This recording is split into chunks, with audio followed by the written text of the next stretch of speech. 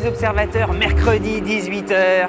Voilà l'heure des visiteurs du mercredi. J'ai le sourire des grands jours, non pas seulement parce que je remplace Renault, mais parce que justement, à juste titre, je suis content de retrouver quelqu'un qui roule en BMW. Autrement dit, c'est ma cam.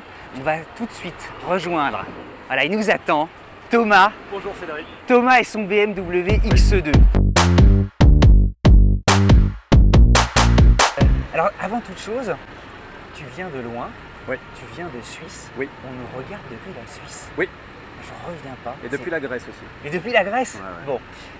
X2, on va rentrer tout de suite dans le vif du sujet. Oui. Il y a une tradition, Ouais. c'est la petite observation. Oui. Qu'est-ce qui te plaît et qui t'a saisi sur le X2 pour que tout à coup tu en fasses Alors, l'acquisition? C'est très particulier. C'est ce détail-là. Oh. Ouais. Et je vais te dire pourquoi. Parce que quand tu regardes ce détail, pour moi ça symbolise tout le travail qu'il y a eu sur cette bagnole que je trouve extrêmement bien pensé. Et je vais te dire pourquoi. Parce que quand je vois ça, moi je vois le designer qui a bossé sur le proto avec sa plastiline et qui avec son, son matériel et qui est venu, travailler la matière pour arriver jusqu'au bout. Et si tu regardes vraiment mon profil, tu vois ici, regarde, il y a toute une ligne ici, hyper intéressante. Il se passe énormément de choses. Et derrière, comment ils ont voulu finir à cet endroit-là pour venir terminer à un endroit que personne ne verra, mais c'est pas grave, ils l'ont fini quand même. Et ça, c'est que je trouve que c'est un détail vachement intéressant. Et alors t'en parles aussi bien, c'est parce que, on peut le dire, tu es sensible aux formes, Oui. tu es sensible au design, tu es architecte. Oui. Et depuis longtemps, c'est quelque chose qui… Alors, je suis très sensible évidemment aux formes, aux proportions, à la géométrie, parce que quand tout ce que tu vas dessiner dans ton travail en tant qu'architecte d'intérieur, tout est affaire de proportions. Et au final, le rouge, le bleu, le vert, t'en as rien à faire. C'est-à-dire que tout ça, c'est devenu accessoire. Donc, qu'est-ce qui va faire que dans un espace, tu vas te sentir bien ou pas? C'est les volumes. Et une voiture, ce n'est que volume. Mais pour moi, ce qui est très important, la face avant, quelque part, c'est plus facile. Ce qui est très dur, c'est le cul, l'arrière. Comment tu termines une voiture? C'est très, très important. Et moi, mon problème, c'est que je fais beaucoup d'anthropomorphisme. Et souvent, dans les bagnoles, je veux un visage. Et dans les bagnoles chinoises, c'est marrant, c'est très manga. Enfin bref, il faudra un crayon et une feuille pour l'expliquer. On va en reparler, parce que certains vont nous dire, on aura le temps de digresser à la fin. Voilà. Quel moteur? Parce qu'une BMW, Alors, c'est un moteur. Ouais, 1,9 litre diesel, 190 chevaux. Donc, alors pourquoi le diesel? Parce qu'aujourd'hui, il y a un énorme je roule débat. beaucoup. Je roule beaucoup, et puis parce que ça, c'était une occasion. Tout simplement parce que c'est une voiture qui était une voiture de démo.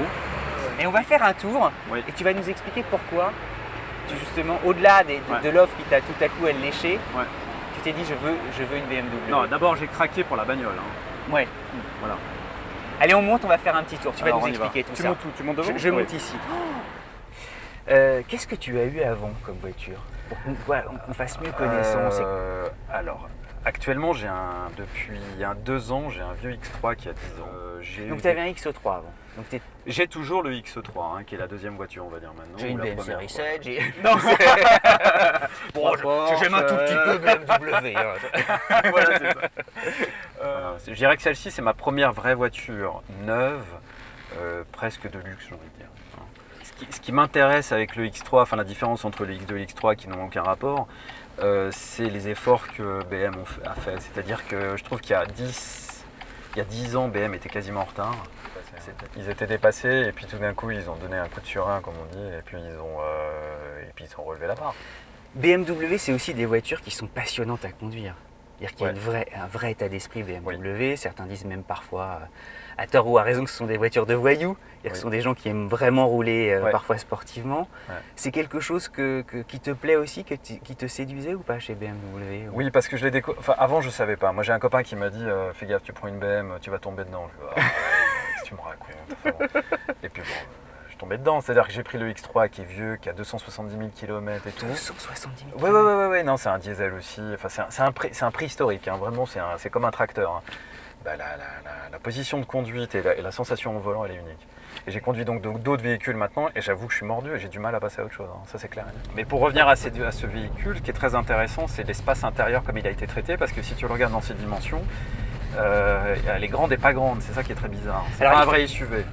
C'est un peu le X1 en tenue de sport, en fait. Ouais, c'est ça. Toi, là, on a une GLA ici, tu vois. Et ça fait incroyablement les choses. Attends, pardon, mais du coup, non, on va en profiter. Mais tu vois, regarde, je parlais de l'arrière. Tu vois la manière dont les ailerons sur les côtés sont traités. Tu vois comment les feux sont dessinés sur le Mercedes. On est sur autre chose, c'est-à-dire qu'on est vraiment sur deux entités bien séparées. On a les deux feux bien séparés, alors que sur le BM, X2. Voilà, sur le X2, il y aurait une volonté d'intégration avec la malle arrière et avec les feux un peu plus grandes. Alors, Donc, il y a une marotte, chacun son état d'esprit, peut-être ses névroses. Moi, la finition, c'est quelque chose qui me parle. J'aime bien les choses bien foutues, bien construites. On est pareil. Là, on entre quand même dans un modèle où tu te dis, alors il y a évidemment, tout le monde se marre déjà, mais il y a les fameux plastiques moussés. Voilà, il y a même des surpiqûres. Non, il ne faut pas se marrer. Hein. Je suis pas d'accord. Parce que moi, j'ai un pote, écoute, pardon de te couper, mais qui vient d'acheter le nouveau GLC hybride. Très bien. Une belle bête. Hein. Tu vois, ici une planche de bord avec un faux bois plastoc, mais enfin bon, c'est comme ça. Bah écoute, tu tapes là, ça sonne creux. Alors que moi, là, ici, tu vois, j'appuie ici. On sent la densité. Voilà. Mais il y a un plastique assumé, mais c'est lourd. Je tape, c'est lourd. Je ne sais pas si on entend bien le bruit. Bien sûr. Là ici, je sais que j'ai du plastoc, la façon piano lac, mais c'est du lourd. Là, c'est pareil. Il y a de la résistance. Alors que je prends les plastiques ici, tu vois, c'est ça qui est très fort chez les Allemands, c'est que comme tout est étudié parfaitement, c'est que tu appuies sur un bouton, ça fait pas clonk, ça fait pas clic. Oui, il y a une résistance. Tu vois ce que je veux dire? Et ça, c'est très intéressant. Le volant, qui est les éléments qui sont les plus importants, parce que tu les touches tous les jours, bah c'est pareil, tu as une résistance, tu n'as pas une sensation de plastoc. Bon, enfin voilà, donc c'est des détails, mais si tu veux, je trouve que dans le nouveau monde de l'automobile qui est en plein changement, je crois que la vraie différence se fait vraiment dans le détail. Tu sais, on dit que le diable est dans le détail, bah c'est ça. Là, à l'intérieur, aujourd'hui, il y a des débats en interne chez BMW, notamment l'arrivée des écrans. Ouais. On leur reproche aujourd'hui de dire « mais vous n'en faites pas assez », malgré la taille imposante, c'est-à-dire qu'on le voit tout de suite. Est-ce que toi, tu vois, tu te sens de monter tout à coup dans une génération de BMW qui ressemblera à une Tesla, où tu dis surtout faites attention? Ouais, alors là, elle est dangereuse ta question, parce que j'ai peut-être l'occasion de... Tu vois ce que je veux ouais, dire? Ouais, totalement, ouais. Parce que je veux te dire, en plus de ça, tu me touches un peu, parce que le problème, c'est que il va falloir que je remplace mon vieux X3. Et je suis en train de sérieusement penser à la Tesla que j'ai essayée et qui est phénoménale. Et pourtant, elle est d'un dépouillement total. Mais pour revenir à ta question de base qui est sur les écrans, j'y crois et j'y crois pas. Parce que je crois qu'on est juste au tout début, c'est comme pour les signatures LED extérieures, on est juste au tout début de tout. Par exemple, un écran comme ça, moi je me faisais encore la réflexion hier soir. Tu vois, j'ai la position tête haute pour les lectures. Tu as le head-up display. Ouais. Je peux pas m'empêcher de regarder mon Ton compteur. Là, ici, c'est un enfer parce que pourtant, tu es quand même placé, tu es là, mais en réalité, tu regardes pas la route. Tu cherches ton truc. Donc, il y a quelque chose qui ne marche pas encore. Et tout d'un coup, si tu me mets un énorme écran comme sur la nouvelle classe A, le problème, c'est que tout d'un coup, parce que l'œil humain est comme ça, tu es comme une mouche ou comme une abeille par le miel. Et tout d'un coup, tu es là et tu vois plus rien. Et tu es hypnotisé en fait. Alors, moi, maintenant, c'est mes gamines qui vont jouer avec ça, mais pas moi. Le problème, c'est que il te manque encore une interface qui soit assez simple. Hier, j'ai passé un temps dingue pour changer un truc tout bête. Dans mon menu, mon machin, j'étais sur l'autoroute, alors j'avais mis Et t'as passé un temps fou? J'ai passé un temps fou, parce qu'en même temps, tu regardes la route, donc tu es concentré sur ton truc, tu as un camion qui arrive, machin, donc enfin, tu vois. Bien sûr. Et personne s'arrête, parce qu'il faut dire la vérité, personne s'arrête sur une aire d'autoroute pour dire comment je vais changer le volume de mon moteur. Et alors, il y a quand même un cas, tu vois, d'école et un problème à résoudre pour les architectes et les e-designers, c'est comment faire vivre l'identité de ta marque avec désormais un écran. Parce qu'au fond, l'habitacle d'une voiture va bientôt se résumer à des fauteuils et un écran qui est noir éteint. Je crois que l'écran va être partout, mais il va disparaître aussi. C'est-à-dire que je crois qu'à mon avis, dans le futur, il va disparaître aussi. Moi, je pense à mon avis, je pense que les fenêtres vont devenir des supports aussi. C'est-à-dire qu'à mon avis, avec les nouveaux types d'écrans qui existent, qu'on appelle OLED, qui sont comme des feuilles un peu.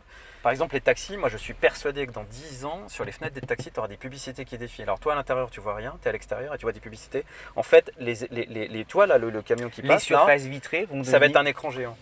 Et il va y avoir des publicités qui vont défiler. Et je suis sûr que les tacos, ils vont gagner du fric avec ça. Et en fait, le tableau de bord, à mon avis, ne sera plus limité à la dalle, comme on dit, mais il va être l'écran sera lui-même, ou voire même le pare-brise sera lui-même un écran. Mais en tout cas, ce sont des propositions pour le futur. Ouais. À mon avis, le tableau de bord va disparaître.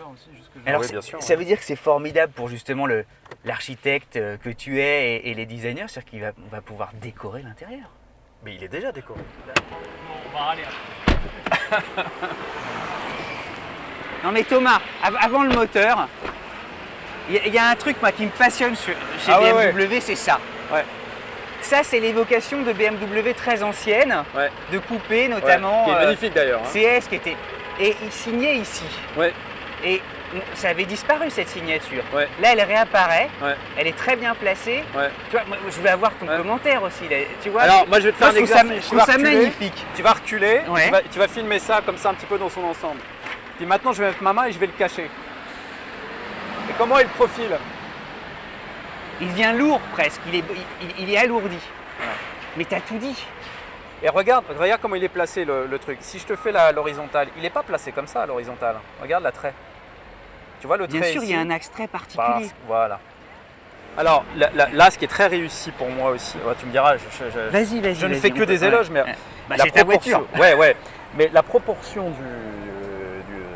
des narines, quoi, hein, comme on peut dire, Oui, des naseaux, ouais. des naseaux ont été, et tu vois d'ailleurs sur le nouveau X5, ils ont travaillé ça plutôt pour le marché américain, ça fait plutôt penser à un truck, tu vois. C'est vrai. Sauf que maintenant sur les petits modèles comme celui-ci, Ça lui ils ont va bien, justement, ça lui va bien parce que c'est très bien proportionné par rapport au reste. C'est-à-dire que si tu prends cette hauteur-là Oui, c'est pas excessif. et que tu la descends là, finalement on est sur une symétrie. Elle ne se voit pas, mais elle se ressent.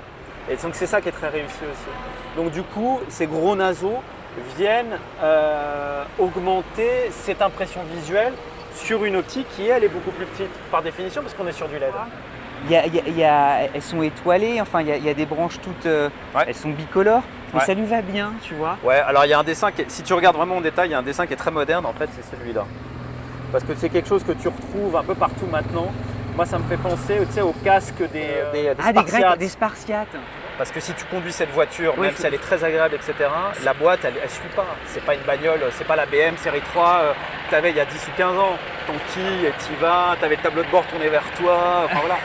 Ça n'a rien à voir. Parce que si tu vas dans les virages, surtout en Suisse, c'est ça le plaisir quand tu conduis dans les virages, tu sens que cette boîte, elle est vraiment presque à l'américaine. Elle est super, mais elle est faite pour l'autoroute, elle est faite pour la ville. Mais j'ai les palettes au volant, j'ai 7 vitesses. Mais en réalité, tu rétrogrades de 2 rapports à chaque fois dès que tu sors d'une aire et tu n'as pas de frein moteur. Tu es dans une descente en montagne, il n'y a plus de frein moteur. Il consomme beaucoup ou pas? Toi, Entre 6 et 8 litres. Je fais 800 bornes avec sur autoroute. Bah, ça va. Oui, ça va. Tu parlais de l'arrière tout à l'heure avec le GLA. On va ouvrir le coffre. Oui. Il est suffisamment grand. Il est génial. Ah, il est génial le coffre. Oh, j'adore l'entourage. Vas-y. C'est beau l'entourage C'est chromé beau, hein. aussi. Hein. Alors le coffre, il est super parce qu'en usage quotidien, tu as ce faux plafond, j'allais dire faux plafond, tes formations professionnelles, le faux sol si tu veux. Et puis quand tu as vraiment beaucoup de bagages, beaucoup de choses, tu mets ça dedans. Et donc du coup, moi j'ai fait des voyages avec mes filles. Il y a un vrai compartiment. Il Ouais. fait pas semblant d'exister. Hein. Moi j'ai fait des voyages avec mes filles. J'ai 2 enfants, donc les sacs, les trucs, enfin tout ça. Tu fermes. En plus tu peux mettre les choses fragiles en dessous, les jouets, enfin je sais pas quoi, et puis après tu remets les grosses valises au-dessus. Un mot de la fin. Oui. Voilà, surprends-nous. Est-ce que le mot de la fin? Ouais. Oh la vache, j'ai cette pression sur les épaules là. Parce que tu l'as très bien vendu, tu vois. Moi, je me là, mets à la c'est place sûr, de je suis ceux qui nous d'accord, regardent. je suis Tout le monde va vouloir des X2. D'ailleurs, tant mieux pour ceux qui aiment les voitures allemandes. J'aurais dû comme prendre nous. des actions là. Un mot de la fin, moi je pense que c'est une voiture qui va devenir intemporelle. Très sincèrement. Et je pense que c'est pas par hasard qu'ils ont mis ce sigle là, je pense qu'ils le savaient très bien en la dessinant. Je peux me tromper, hein. Et c'est ce que je pense. Mais c'est une des toutes premières BMW contemporaines à réinstaurer, tu vois, au risque de se répéter, la signature ici. Ouais. Bon, bah au moins ça aura été dit, tu vois. Exactement. Thomas, Cédric, ravi. merci, tu reviens quand Merci. tu veux. Vous l'avez compris, si vous voulez venir vous aussi présenter votre voiture, quelle qu'elle soit, POA, on ne s'interdit rien, bien au contraire, eh bien n'hésitez pas, vous nous envoyez un petit email avec notamment dans l'objet le nom de votre voiture. Et c'est tous les mercredis à 18 h. Voilà, on vous ouvre les bras. Notre caméra sera la vôtre. À bientôt.